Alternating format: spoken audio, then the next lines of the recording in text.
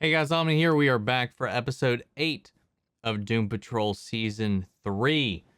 Last episode, the Great Flagellation has begun, and our team has been caught by the Dada's little trap, little plan that they've been orchestrating. But there's been this entire growth, this entire arc with Rita that we haven't witnessed. We've seen like the core bits of it, but we don't even know if she's got her memories back. She doesn't. We don't know if she remembers the group at all, or if she does, and she's still going through with this. But in the midst of the chaos, Laura transforms and flies away in the craziness.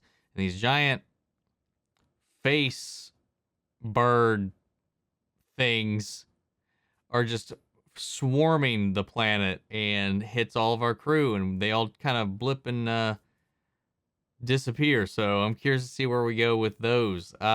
This episode is called Subconscious Patrol, so nothing I can glean out of that except we're going to be maybe yet again be inside of their own kind of mind or dreamscapes to kind of play, like see where things are going individually.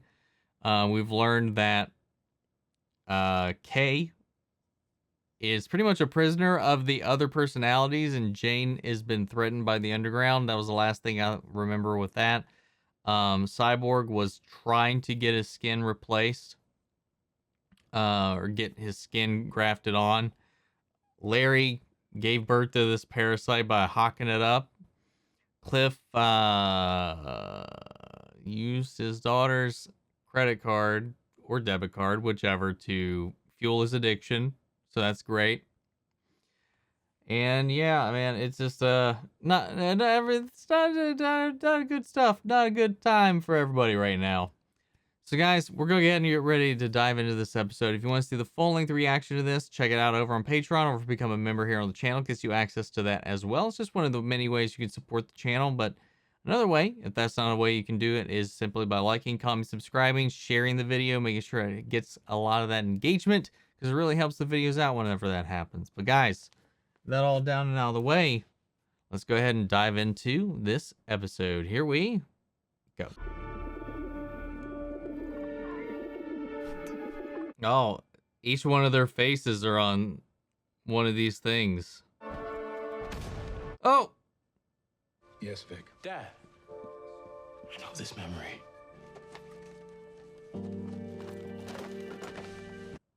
Making a mess. Take your hands off of my son. He's damaging property.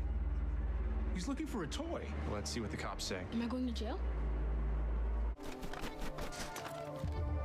It looks like my transport's here. You take point. What the fuck? ABC, Oh.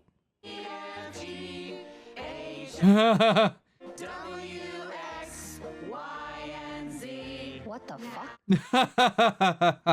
Here's the deal. We're in K's subconscious. I thought we're always in K's subconscious. Do I have a PhD in subconscious shit? How the fuck shit?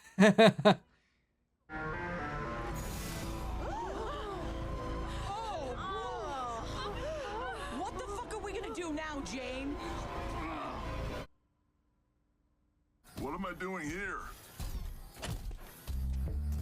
Ah. The fuck? What the fuck? I gotta say, you look worse than I thought. That's your hello.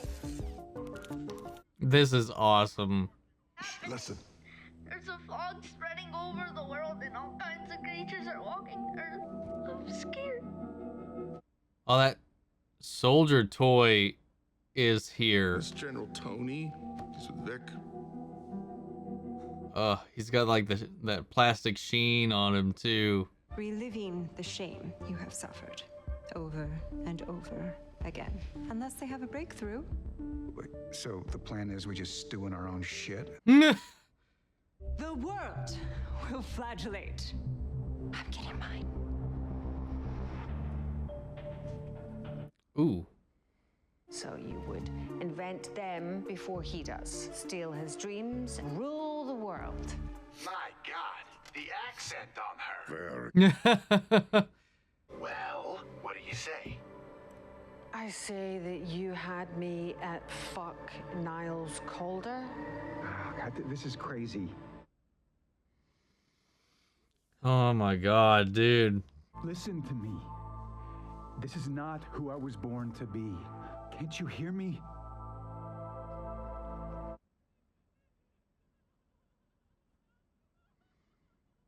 I've looked everywhere.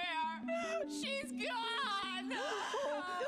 Relax, everyone. The gasps. I can fix this. Jane, you can't fix this. None of you can. Shut up, Harry. I'm the only one she tells her real feelings to. I said shut the fuck up.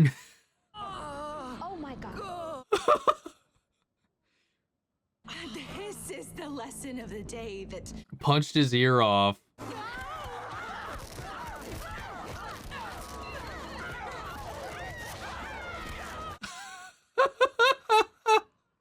It's okay to be a child. Dad said no more mistakes. I've had my orders. Please hear me. I need you to hear me. Canned by the Bureau of Normalcy, so then she joined the Brotherhood of Evil. That sounds like a bad comic book. she Kill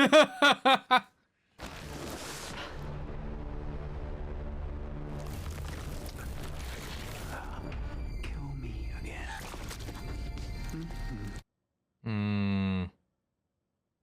Squared away. Just tell us when it's time to do some superhero shit, because we are ready, right? I'm not a superhero. Vic is a superhero.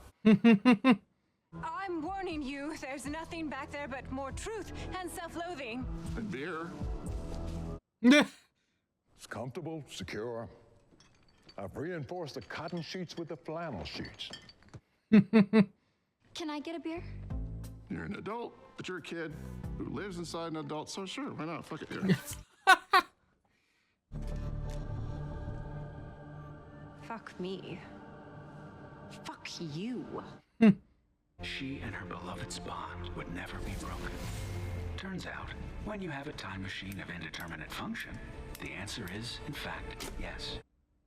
She would pursue Madame Rouge to the ends of time, but first, she would make a hard left to the Poconos to ensure a lover's loop will never be broken.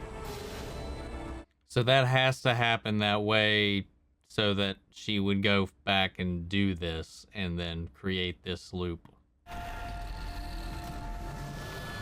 That shit's from the weird lady in the gas mask. Fuck it! Bye, assholes! Follow me! I don't know about the rest of you. I don't have a duty to anyone. No one's ever honored their duty to me. That's not true. Was I the parent who was fucking the crew chief down by the train tracks? So it's better to be fucking the nanny? I'm deteriorating. I'm gonna do the most ordinary thing that you can do. I'm gonna die. Slowly. Before your very eyes. So, fuck it. You wanna flagellate? Let's flagellate. What did you think was gonna happen when you stole the bike? You metal bitch! How about I shove that Underground Avenue sign up your ass? That's Jane. You're like a baby. Hi, baby. Fuck you. What the fuck? You're afraid you don't know how to love. You think you're not worthy of it. God, maybe you are the worst memory of my life.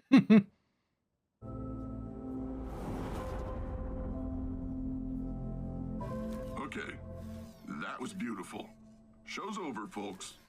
You have a second chance with Clara and Rory. But instead you're doing the same shit. It's killing both of us. Is it worth it? Fuck you! Fuck you too! Fuck! I wish you would die.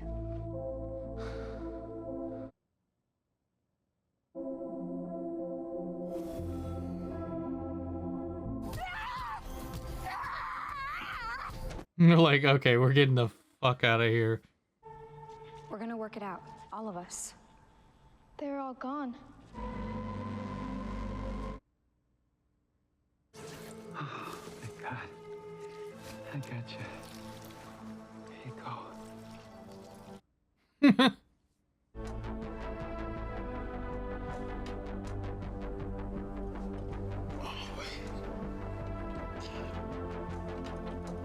Wow.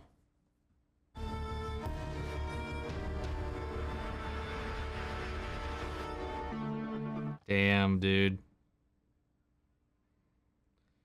That was a bonkers episode in the beginning, and then just like this trauma-filled torture fest by the end of it. Them being sucked into their subconscious, like their greatest pains and regrets, the things they never really wanted anybody else to know, the things they never really wanted to face, about themselves. Larry's, I feel like, is always one of the most heartbreaking stories, like, in each season. Like, every bit of it is just, like, traumatic, and he's just so... Matt Bomer does just a fantastic job. I forget who does the body work and the bandages, but they're also brilliant. Same with the dual performances that we have with Cliff, because obviously you have the person in the suit who's not Brendan Fraser, and then the voiceover going over with is just perfect, like how in sync they have become. And it's just really magical seeing them play off of each other. I really like that about this episode too. We got to see Brendan Fraser himself as Cliff throughout the majority of this episode, like them back and forthing with one another. And like, I like how they are confronting the truths about themselves, the damage that they're also causing. It's specifically him, and like him airing out that he never, like, just how he thought about Clara and all that stuff. Like, it's just like, damn. Like, and now he's trying to make up for it, and he's just ruining things again because he's going down the same rabbit holes that he used to. And I don't know if it's because of the Parkinson's or if he's just using the Parkinson's as an excuse.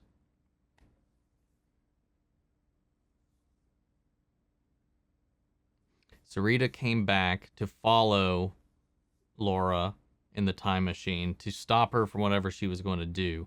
Stop her from stealing Niles' technology and bringing it back to the Brotherhood so that they can rewrite time. And this causes this flagellation, or at least like coincides with it, at least long enough to get in play and help get her team together to try to help them through it so that they can also take down Laura. And I don't know if she plans on stopping the Dada, though. Like, we still haven't really reunited with any of them. We didn't even see them at all in this episode. So I'm not really sure what direction things are going to be heading in. And then I just, like, it's exactly kind of one of the things I've been pondering. I guess we got our answers, is that if Kay heals, if she starts to go down this road towards, like, bringing her conscious mind back together, they will die. Like, she even says, like, I want you to die to Jane. Like, you bring us more pain. You bring us, which I don't understand. I like, Jane makes some rash decisions. She makes it hard. She does make it harder on the outside, like with her personality, the way she's built up to be this wall between her and anybody else to guard Kay. She's one of the most abrasive personalities, whether or not she has any powers or not. She keeps people at a distance, which in turn protects Kay.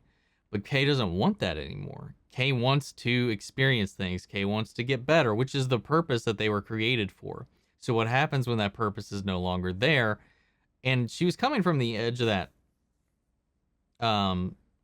tunnel. So if I remember right, that looks like the tunnel that led to the well. So I don't know if she's like putting them in the well, or if she's just has this ability to delete them from her mind. And so it's all just Jane now, or unless this is, I don't know, because the other one said we're not going to let Jane fuck this up for us again, something along those lines. They were like conspiring this whole season pretty much against Jane and against Kay to prevent this exact thing from happening. But the things that they've done, and as well that Jane has done, has just expedited this process and this want and this need for Kay to evolve.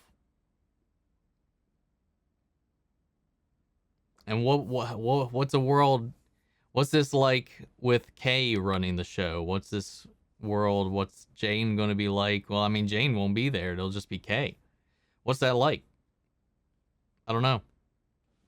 Cliff just kind of accepting that he's dying, that he's a piece of shit dad, but admitting like why he was and all that stuff. Like he got addicted to the high of being relevant because he came from nothing, and he, like he said, he got a taste of it. And once you get a taste of being special when you've never thought you were, or feel like you deserve it, you try to chase that high every chance you get. So it's one of the reasons he's gone down this rabbit hole.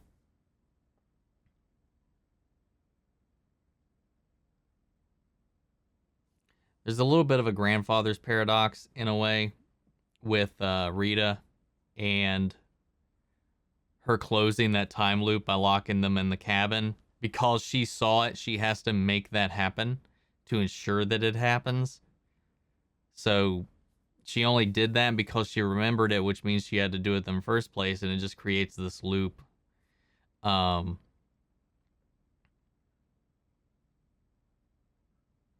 really good scenes with Michelle Gomez and Rita, between Laura and Rita. Laura getting canned from the Bureau because of Niles, and then her joining the Brotherhood of Evil to take him down, or get her revenge on him for all her life that she had devoted to the Bureau and to what she had been doing. All this relevance just stripped away because Niles saw her for what she was. I don't know, man. It's just, this was a really, like, thick and heavy episode, man. It really was. As much as it was funny and stuff, it was just really hitting hard too. Like, it was emotional. And Vic, man, like, I get the, I didn't know exactly what was happening at the time because he was just chucking those things in the floor. So I get why, like, he would get attention brought on him, but he didn't know what he was doing either, or at least he didn't think of it in that way yet. Because that was the moment where he realized he can't just be a kid. He can't just be a little brat because of how the world views him. He's got to not make mistakes. He's got to put up this front. And it's a good little metaphor. And not even a metaphor. It's a good representation of that experience in life. Even today. Like, to just always have to put on the smile. Just submit to every little question. Let everybody hear what they want to hear. Not really do anything for yourself or stand up for yourself. Because if you did, that puts you in jeopardy. That puts you in danger. So he became the silent soldier. He became the obedient son. He became everything he needed to in that moment because fear was instilled into him, and he knew that he needed to evolve or become a chameleon of sorts to survive in this world. And that's painful. That sucks, man. My heart and sympathy goes out to anybody that feels that way or has to do that way. And it's not even like that feels that way. There's a lot of people that, because of the way things are, where they live, where they grew up, who they are, where they grew up, how, like, they have to do that to survive. And it's just, again, it's one of those things that the show's tackling, from trauma to addiction to racism to you name it, all cramped into this, like, goofy premise of a show. It has these moments that just hit and make you reflect a little bit. This is a good episode. This was a chunky one, man. It really was. So I don't know where things are going. Everybody's woken up now, and I want to know how that's going to change them moving forward, especially considering, like, Clara catching Cliff in this moment, Vic no longer having his cybernetics, Jane being the only construct left at this point, and Rita and Rouge facing each other down, and Larry adopting this little worm baby he gave birth to, essentially. we'll just have to see how things come together, guys. So, what do you think of the episode? Sound off the comments. Let me know your thoughts down below. We'll carry on the conversation after the video. Feel free to join our Discord. Links to that and all my socials are down below as well. If you want to see the full-length reaction to this episode, see the full uncut reaction to the entire episode, it's going to be on Patreon, or if you become a member here on the channel, it gets you access to that as well. Before we go, I want to shout out our channel legends: Mandy Sherritt, Ryan Karen, Jason Coleman, Philly Vane, Yori Korskov, Margaret Grace, Peeling Zim, Mary Bradley, and Jeffrey Hale. Thank you guys so much for your support. I really appreciate you guys. But that's it for this episode, and I'll see you guys next week with the penultimate episode of the season. Take care, everybody.